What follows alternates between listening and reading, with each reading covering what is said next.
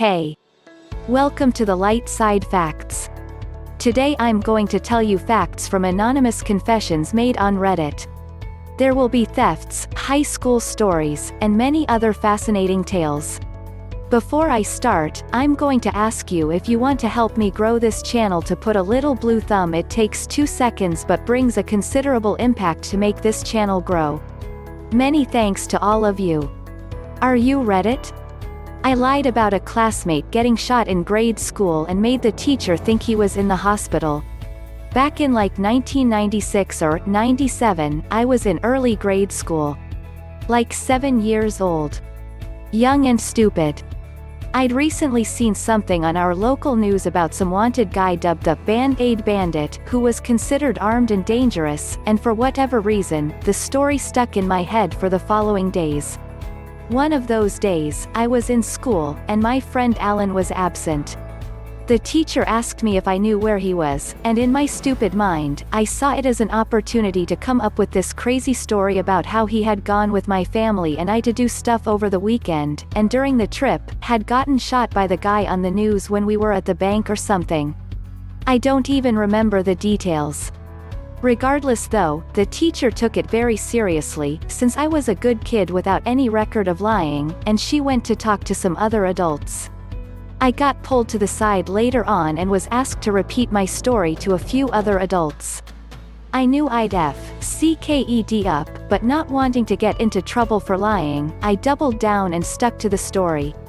That was the last I heard from the adults about it, and Alan came back from being sick a few days later, but I still felt super guilty for lying about him getting shot to the teachers and causing them to freak for a bit like that. I assume it was easily debunked as a pretty obvious lie with a simple phone call, but I still think about it over 20 years later, and get a knot in my stomach, especially considering all the crazy things that have happened in the world between then and now. I was lucky it was the 90s and the teachers didn't punish me for even joking about that kind of thing. Young me was an king idiot. Let's go for a second confession.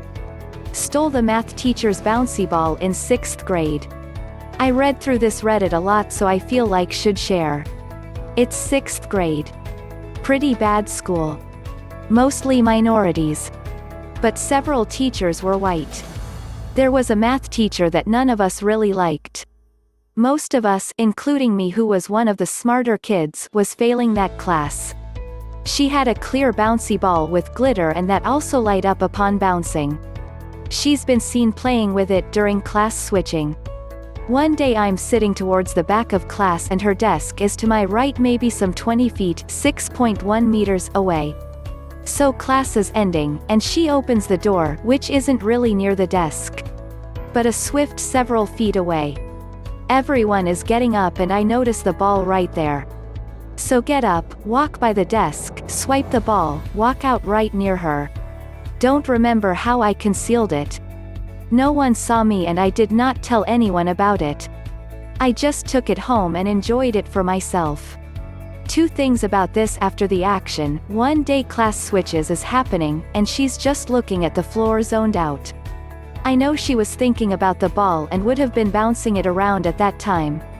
Second, months later, me, her and a few other students were outside walking to the building, and she said to another that she had a ball that she would bounce around and that someone stole it. She sounded a bit irritated and hurt about it. I'm 26 now and I'm pretty sure karma got back to me for this many times already. I don't think too much about it, but when I do I feel like a piece of shit. I was a well-behaved kid and actually didn't even fit in with the others at all who would do mischievous stuff like this. So I don't know why I felt the desire to finesse her. I guess my dislike to her and her whack teaching got over me. That doesn't justify it. If anyone is wondering, I did not fail that class. That teacher went off to vacation or maybe Aloha. But we got a substitute that was way better at teaching and saved our grades. Confession number 3. I drunkenly flipped over a parked car one night after work. When I was 21 I used to ride my bike drunk. A lot. I didn't have a car at the time and I lived in the city, so biking was my major form of transportation. I remember hanging out with some friends at the bar after work, and getting completely sloshed. Since I had ridden my bike home far drunker, I thought nothing of it.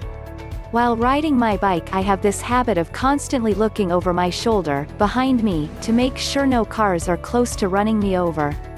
Well, this particular night I am going down this street lined with parked cars, and I look over my left shoulder, while drunkenly trying to balance my bike. Instead, I slowly rear into a parked car on my right. I sort of recall flipping over my handlebars, over the back of their car, and coming down, ripping their side view mirror off. I come face and palms first into the asphalt. My bike's handlebars were all unaligned, so I quickly carried my bike home from there. The next day on my way to work, I walked down that same street again to double-check the damage I had done. The back of their car had a tiny dent from my bike, a large black mark, and their side view mirror was hanging. Whoever's car that was. I'm sorry. I think about it a lot. Confession number 4.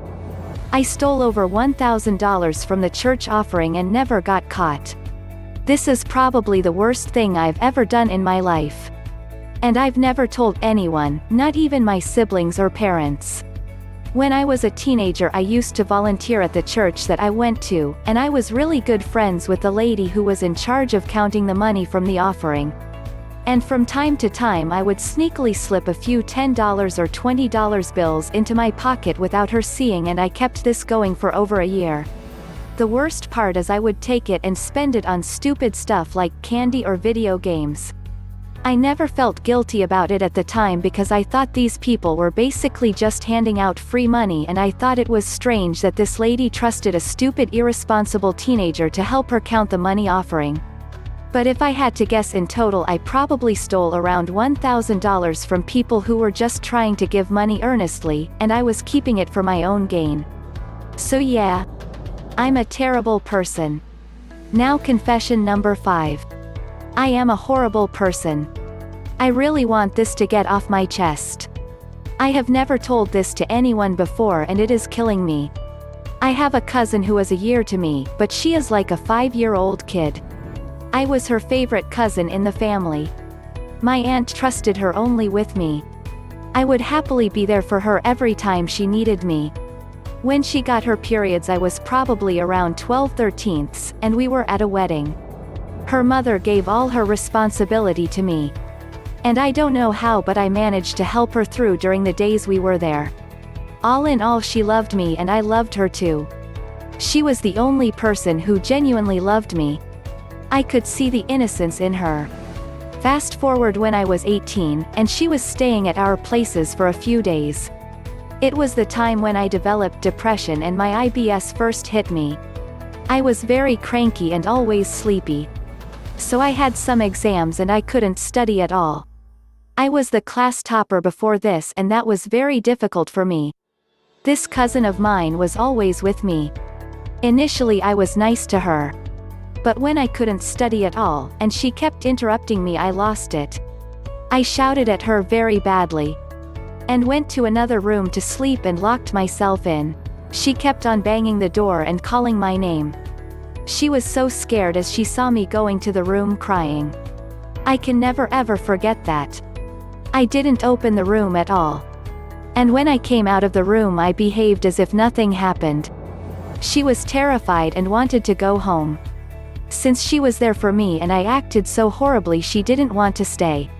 My uncle took her home the next morning, and the way she looked at me while leaving is so heartbreaking.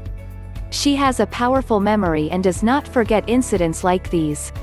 Even though she still hugs me and gives me kisses, I feel I lost her that day. Nothing is same between us now. I am 29 now and she is 28. I have no guts to talk to her about this incident. I feel terrible, but I don't know how to talk about this to her. After that incident, I realized how fake I was. I always acted nice to her. That day I recognized my evilness. Confession number 6. I love my girlfriend, but I am not sexually attracted to her. I fear for our future. I've been with my girlfriend for almost 8 years. We have been through so much, including me cheating once on her 4 years ago. I was honest with her and thankfully she was willing to work through it with me. I want to spend my life with her. I feel like she is my soulmate. But I feel like such an asshole because I'm not attracted to her since she is very overweight. It's at a level at which she can't fully take care of herself and I have to do a lot for her. At her weight honestly we can't really be intimate or do what I desire to with a partner.